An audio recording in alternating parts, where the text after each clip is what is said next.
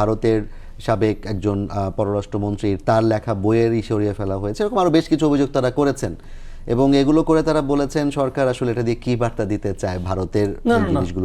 ঠিক না। আচ্ছা, জুলাইয়ের সঙ্গে ফেলানি কি সম্পর্ক বলেন আপনি? ফেলানিকে ওইভাবে কাটাতার উপরে ঝুলে রাখার কারণে জুলাই হয়েছে, নাকি ওই দৃশ্যটা না দেখলে জুলাই হতো না? বিষয়টাকে আমি বলি আপনাকে, দেখেন, আমি জুলাই জাদুঘর যেটা হয়েছে আমার কাছে মনে হয়েছে এটা এই সময় উদ্বোধন করাও ঠিক হয় না, এটা কিন্তু করাও ঠিক হয় নাই। এটা একটা বড় কাজ আনারই মতো করে করা উচিত না। আপনি মাত্র 1.5 বছরে একটা মিউজিয়াম বানিয়ে ফেলেছেন। যে স্ট্যাচুগুলো যে বানাইছে, যে ভাস্কর্যগুলো বানাইছে, যারা আমি এখনো যাই নাই, যারাই দেখছে তারাই বলছে এটা খুব আনারই মতো কাজগুলি হয়েছে। খুবই, এটা কি আরো সময় নিয়ে করা যেত না? একটা মিউজিয়াম 1.5 বছর হয়ে যায়। এটা হয়েছে জেদের কারণে।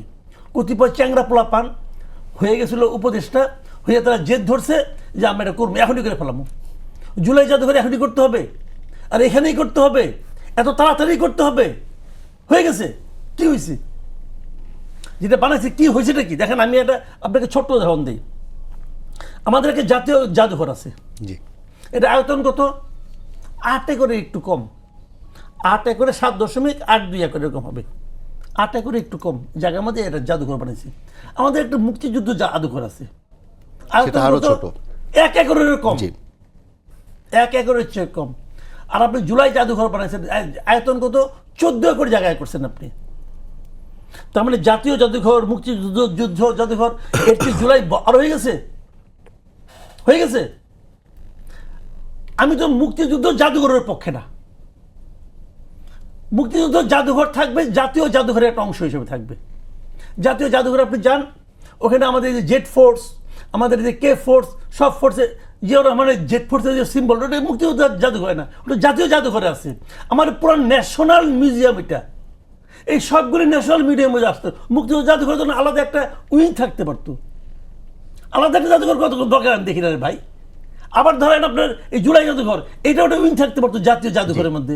আপনি এটা জেদের কারণে করছেন। প্রাইম মিনিস্টার কি শেখ হাসিনা একমাত্র পৃথিবীতে? বাংলাদেশে আর প্রাইম মিনিস্টার আসবে না, আর আসবে না। আপনি কোনদিন হইতে পারবেন না যাতে নাকি আর কেউ হিসেবে থাকতে না পারে ব্যবস্থা করে দিয়ে গেছেন। এটা হলো ইউনূস সাহেবের একটা শয়তানি। জুলাই জাদুঘর আপনি করেন, আরো চিন্তা ভাবনা করে, আরো প্ল্যান করে, আরো প্রফেশনালি করেন। ফারুকের মতো একটা লোককে দিছে এটা বানানোর জন্য, সেই ব্যাটা ছিল উপদেষ্টা আবার ওটার আবার সে কমিটির চেয়ারম্যান। তার বউ নাকি কি প্ল্যান ক্লেম করছে। এটা কি রে ভাই? এটা কি ফারুকের ওই সিনেমা নাকি, যে সিনেমায় বাংলা ভাষাকে নিয়মিত রেপ করা হয়, ওই সিনেমা বানাইছে এটা? ভাই এইগুলি ঠিক হয় নাই। এগুলি আরো ঠান্ডা মাথায় চিন্তা ভাবনা করে বানানো উচিত ছিল।